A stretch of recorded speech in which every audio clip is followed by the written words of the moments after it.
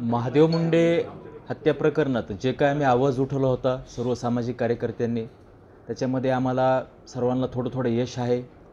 सरकार पण ह्या प्रकरणाची दखल गांभीर्याने घेत आहे. तसंच परवा दिवशी महादेव मुंडे हत्याकांडमधले जे काही शासकीय व पोलिसांचे काही रिपोर्ट असतील, मेडिकल रिपोर्ट असतील, हे परवा दिवशी माझ्या हाती लागले होते. ते रिपोर्ट माझ्यावर हाती लागल्यानंतर मी ते सार्वजनिक केले, माध्यमाला दिले. मी कोणतीही स्टंटबाजी न करता, पत्रकार परिषद न घेता, जसे माझ्या हाती हे PM रिपोर्ट, पंचनाम्याचे सर्व रिपोर्ट महादेव मुंडेंचे माझ्या हाती लागले, हे मी प्रामाणिकपणे प्रसार माध्यमाला लगेच दिले व सार्वजनिक केले. आता ह्या मेडिकल रिपोर्टमध्ये व या पंचनाम्यामध्ये धडधडीत उल्लेख केलेला आहे की त्यांच्यावर 15 ते 16 अति खोलवारपणे अमानुष पद्धतीने त्यांच्यावर मारहाण केलेली आहे. माणुसकीला काळिमा फासन अशा प्रकारे महादेव मुंडे यांची हत्या करण्यात आलेली आहे. ठीक आहे, आता PM रिपोर्ट मी सार्वजनिक केले. परवा दिवशी सर्व महाराष्ट्रातील प्रसारमाध्यमांना भेटले, सर्व जनतेपर्यंत पोहोचलेले आहेत. पण जनतेला एक सांगू इच्छितो, महादेव मुंडे यांची हत्या ही कशी झाली ते आपल्याला माहीत आहे. परळीतील घराघरात ही चर्चा आहे, परळीतल्या घराघरात लोकांना माहीत आहे. ज्यावेळेस 21 ऑक्टोबर 2023 रोजी महादेव मुंडे त्यांचं सर्व काम उरकून जेव्हा त्यांच्या घरी जात होते, घरी जात असताना वाल्मिक कराडच्या टोळीनी व वाल्मिक कराडच्या मुलांनी, ज्याच्यामध्ये खास करून श्री कराड, गोट्या गीते यांनी महादेव मुंडे यांची पाळत केली, त्यांची रेखी केली, त्यांचा पाठलाग केला व त्यांनी त्यांची हत्या केली. हत्या करताना असे त्यांनी महादेव मुंडेंना पाठलाग केला, लगेच गाठलं, जाग्यावर 4-5 वार केले, जाग्यावरच त्यांना मारलं, जाग्यावरच त्यांचा जीव गेला, असं नाही आहे.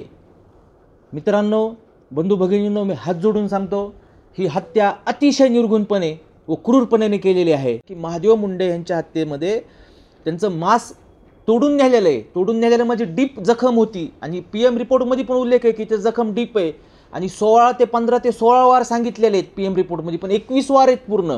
त्यांच्या पायावर पण, बोटावर पण त्यांचे असे अंगठापार तोडाचा राहिला होता, अंगठ्यावर पण वार केलेले होते. तर बरेच लोक म्हणतात बाळा बांगरला एवढं कसं माहिती आहे? अरे बाळा बांगरला येऊन लोक सांगतात ना, ही जी घटना घडत होती, महादेव मुंडेंच्या पहिलं पायावर मारलं, ते रेंगळत चालले, रेंगळत जात असताना त्यांचं जीवाचं भीक एवढंच म्हणत होते, मला लेकरं बाळा असते, काय मला जगू द्या, असं करू नका, काय कारण आहे? फक्त वाल्मिक कराड त्याच्या पोराचा छोट्या प्लॉटिंगच्या व्यवहारातून इगो हार्ट झाला म्हणून एवढ्या अमानुष पद्धतीने मारतात. हे बघा, पुन्हा मानेवर महाग वार केले.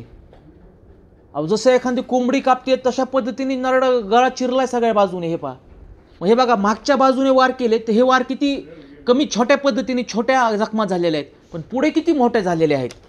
ह्या ज्या पुढं जखमा झालेल्या आहेत महादेव मुंडेंच्या ह्यांच्या, ह्या किती पुढे आहेत, किती मोठ्याल्या आहेत, पहा ना तुम्ही. म्हणजे ह्याचा अर्थ त्यांची जेव्हा ही जखम झाली त्यांच्या नरड्यावर, त्यावेळेस त्यांचं मांस नेण्यात आलं. फक्त आमचं मायबाप जनतेला व सरकारला एवढीच हात जोडून विनंती आहे, सगळ्यांनी ह्या लढ्यात पुढे यावं आणि सरकारने महादेव मुंडे यांच्या आरोप्यांना तात्काळ अटक करावं. आज आमची भगिनी ज्ञानेश्वरी मुंडे यांनी आरोप्यांची नावं घेतलेली आहेत. वाल्मिक कराड, गोट्या गीते, श्री कराड, वाल्मिक कराडचे पोरं, ह्यांना सर्वांनी ह्यांना सोडू नये जनतेने पण, आणि सरकारने पण ह्यांचं व गृहमंत्र्यांनी पण ह्याच्यावर तातडीने अजून लक्ष घालून ह्याच्यामध्ये लवकर ते आरोपी अटक करण्यात यावेत. अजून एक सांगतो, काल SIT नेमण्यात आलेली आहे, पण ही जी काय महादेव मुंडे प्रकरणात SIT नेमलेली आहे, ही SITमध्ये IPS अधिकारी पाहिजे. ही SITमध्ये खालच्या दर्जाचे अधिकारी नको, कारण IPS पण प्रॉम्प्ट अधिकारी पाहिजे, एकदम चांगला अधिकारी पाहिजे, त्याची पार्श्वभूमी चांगली पाहिजे. कारण ह्याच्या अगोदर जे IPS अधिकारी महादेव मुंडे खुनाचा तपास करत होते, त्यांच्या पण भूमिकेवर सर्व जनतेने व प्रसारमाध्यमातून प्रश्नचिन्ह उपस्थित झालेले आहेत. ते इथून बदली करून गेले असते, पण त्यांनी पण मागच्या 6 महिन्यात कोणताही तपास केला नव्हता. त्यांचे आणि कुणाचे कसे संबंध होते, वाल्मिक कराडचे आणि त्या अधिकाऱ्याचे काय संबंध होते, मला जास्त आत्ता बोलायला लावू नका, वेळ आल्यावर मी नक्कीच बोलन. पण एवढं नक्की सांगन की महादेव मुंडे यांच्या या पद्धतीने फोटो समोर आले, पोलिसांनी जागेवरचा पंचनामा पण केला होता. पण हे फोटो एवढ्या दिवसानंतर उशिरा समोर का आले, आणि विशेष पंचनामा जसं तुम्ही म्हटले PM रिपोर्ट एवढ्या दिवस माध्यमांच्या समोर आला नाही किंवा एवढ्या दिवस कुणाकडे मिळाला नाही, नेमका एवढा हा रिपोर्ट येण्यासाठी उशीर का झाला आणि नेमका जाणीवपूर्वक कोण याच्यामध्ये हे करत होता? महादेव मुंडे यांची हत्या करत असताना ह्यांनी महादेव मुंडेंना आधी खाली पाडलं, गाठले, तिथं खाली पाडल्यानंतर त्यांना जमिनीवर आदळलं, पुन्हा त्यांना त्यांच्या पायावर पहिल्यांदा वार केला. एका पायावर त्यांच्या जखमा दिल्या मोठ्या मोठ्या तलवारीने, काय जे हत्यार असतील त्याच्या, कत्ती म्हणा ते म्हणा. पाय जखमी झाल्यानंतर पायांना मुक्का मार दिला आणि महादेव मुंडे तिथून रेंगळत होते.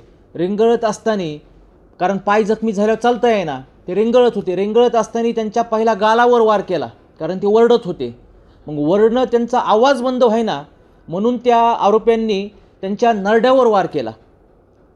त्यांच्या नरड्यावर वार केल्यावर त्यांची श्वासनलिका, जे अन्ननलिका असते गळ्यामधून जाणाऱ्या वगैरे श्वासनलिका, ह्या तुटल्या.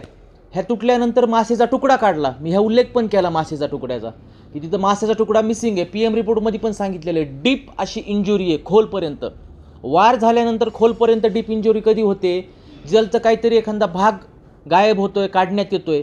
मी कोणतंही खोटं बोललेलो नाही आहे. हे पहा, महादेव मुंडे, स्वर्गवासी महादेव मुंडे ह्यांचा फोटो आहे.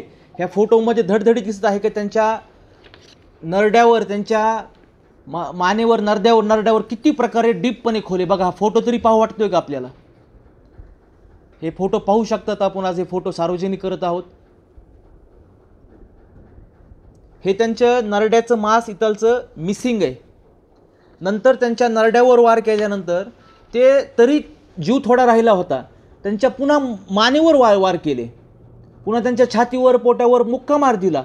असं 22 ते 20 मिनटं महादेव मुंडे ह्यांच्या देहाची तर विटंबना केलीच, पण त्यांचा अर्धा जीव असताना पण त्या आरोप्यांनी, वाल्मिक कराडच्या टोळींनी, वाल्मिक कराडच्या पोरांनी, तो श्री कराड, वाल्मिक कराडचा पोरगा, मला तर अशी माहिती भेटली, परळीमधून लोक ऑफ रेकॉर्ड सांगतात, रडतात, भेटून येऊन आम्हाला सांगतात की अशी घटना घडलेली आहे. ह्याच्यामध्ये ते रेंगळत असताना त्यांच्यावर वार करत होते. हे श्री कराड, गोट्या गीते, बाकीचे आरोपी सगळे हे जीवाचं भीक मागत होते. हा पुढचा फोटो बघा. हे बघा, गालावर वार केलाय महादेव मुंडेंच्या, का तर ते ओरडत होते. मग त्यांचं ओरडणं बंद व्हायना, आवाज बंद व्हायना महादेव मुंडेंचा. हे पहा, तर नरड्यावर वार केले. आणि नरड्यावर पहा ना, एवढं मांस हे होतं का नरड्यावरचं? आपल्या शरीरावरचं एवढं मांस एखाद्या वारनी गायब होऊ शकतं का? आपण बघतोच ना, आपल्याला पण कधी कधी हातापायाला जखम होते. इथं टाकी घेण्यासारखं तरी आहे का? समजा त्यांचा जीव वाचला असता तर टाकी तरी घेऊ शकले असते का? म्हणजे किती अमानुष पद्धतीने, किती बेकार पद्धतीने ही 20 महिन्यापूर्वी महादेव मुंडेंची हत्या केली. त्याचे अजून लागेबंदे असणारे, त्याचे लाभार्थी असणारे, त्यांनी सिस्टममधले असलेले अधिकारी अजूनही त्या काय म्हणतात त्याला, शासकीय प्रशासनामध्ये कार्य करत आहेत, शासकीय यंत्रणेमध्ये आहेत. हे मी ठामपणे सांगतो. SP साहेबांना पण, पोलीस अधीक्षक साहेबाला हे जे मिसगाईड करतात, पोलीस अधीक्षक साहेब फार छान आहेत, कावत साहेब, त्यांचं कार्य छान आहे, पण त्यांना मिसगाईड जे करतात ना, हे सगळे वाल्मिक कराडनी आणलेले आसपासचे लोक आहेत. उदाहरण दिलं फक्त मी. पण तुम्ही म्हणतात ते नक्की आज फोटो का बाहेर आले? अहो, फोटो एवढा दिवस होते, पण हे फोटो पुढे मांडणार कोण? मीडियाला पण, प्रसार माध्यमाला पण कुणीतरी येऊन पत्रकार परिषद घेऊन हे एक्सप्लेन करणं, सांगणं गरजेचं होतं. त्याच्यामुळे हे फोटो आज त्यांच्या कुटुंबाला बऱ्याच दिवसांनी भेटले. हे जे काय PM शासकीय अहवाल रिपोर्ट होते, हे होते काही जणांपाशी, पण ते पण अधिकारी द्यायची हिंमत करत नव्हते. आणि कुटुंबाला भेटले तरी कुटुंब ह्याच्या आधी बोललं ना. आमच्या ज्ञानेश्वरीताईंनी 6 महिन्यापूर्वी ह्याच्यावर आवाज उठवला होता.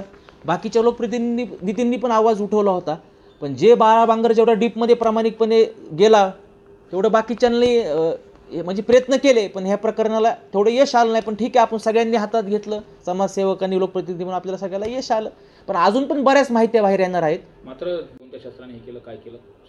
हे चांगले म्हणजे आता सांगणं म्हणजे वाल्मिक कराडचे हे चांगल्या ज्या भारतामध्ये टोळ्या होत्या, त्या गँगस्टर, त्या गँग डॉनशी संबंध होते. हे काय परळीमधून घेतलेले हत्यारे नाही आहेत. हे हत्यारं सर्व बाहेर राज्यातून वगैरे आलेले हत्यारे आहेत. हे परळीमधले बारकाल्या पोरांना पण माहिती आहे हत्यारं कुठून आलेले आहेत, काय केलेले आहेत, वाल्मिक कराडच्या कशा टोळ्या होत्या, काय होत्या. त्याच्यामुळे साहजिक आहे, माझ्यापेक्षा जे काय आता SIT नेमलेली आहे, ती SITच ह्याचा उचित तपास करील. आणि कुठून काय हत्यारे आणलेत, कुणी हत्यारे दिलेत, ह्याच्यात कुणाचे लागेबंद होते, हे नक्कीच उघडं होणार आहे. त्यांची तिथं तहसील ग्राउंड 21 ऑक्टोबर रोजी तहसील ग्राउंड समोर रस्त्याला संध्याकाळी हत्या झाल्यानंतर पुन्हा त्यांची डेड बॉडी अशा प्रकारे अज्ञातस्थळी जाऊन ग्राउंडमध्ये असं शेतात, जंगलात टाकण्यात आली. आणि दुःख ह्या गोष्टीचं वाटतं हो, की ही हत्या झाली महादेव मुंडेच्या एवढ्या आमुष प्रकरणी. अहो, हे तत्कालीन परळी पोलिस हे पण कदाचित ह्यामध्ये सहभागी असते ना, 100% सांगतो. कारण ही जी हत्या झाली ना महादेव मुंडेंची, ही हत्या घडत असताना कितीतरी लोकांनी दुरून पाहिलंय आणि पोलिस त्यांना हटवीत होते, चला निघा इथून, काय काम आहेत. म्हणजे वाल्मिक कराडचे पण काय निकटवर्य पोलीस माहीत आहेत ना, त्यांचे पण पुढच्या पत्रकार परिषदेत नाव घेतो, परळीचे, बीड जिल्ह्यातले वगैरे. पण पुन्हा एकदा विनंती आहे बाबा, एवढ्या अमानुष पद्धतीने हत्या झालेली आहे. आपण फोटो पाहिलेले आहेत, हे फोटो आज सार्वजनिक करणार आहोत आम्ही. पण हात जोडून पुन्हा विनंती आहे की त्यांच्या कुटुंबाला न्याय भेटावा आणि रस्त्यावर सगळ्यांनी उतरावा. आज जर महादेव मुंडे कुटुंबाला न्याय नाही भेटला तर नक्की बीड जिल्ह्यामध्ये अराजकता उफळणार आहे, अराजकता घराघरामध्ये जाणार आहे, लोकशाही राहणार नाही, एवढं सांगतो. आणि ही जी वाल्यावादी विचारसरणी आहे ती मनुष्यांना व बीड जिल्ह्यातल्या सार्वजनिक लोकांना जगू देणार नाही जर आपण ह्या महादेव मुंडे म्हणजे आरोपींना जर तात्काळ अटक केली नाही तर. आणि 25 तारखेचा पण रस्ता रोको जे महादेव मुंडे कुटुंबांनी, त्यांच्या नातेवाईकांनी, त्यांच्या गावकऱ्यांनी, त्यांच्या ज्ञानेश्वरीताईचं सासर माहेर यांनी सर्वांनी मिळून परळी तालुक्यात लोकांनी निवेदन दिलं तर 25 तारखेचा रस्ता रोको परळी येथे होणार आहे. त्यासाठी पण आपल्यांनी सहभागी व्हावे एवढी विनंती.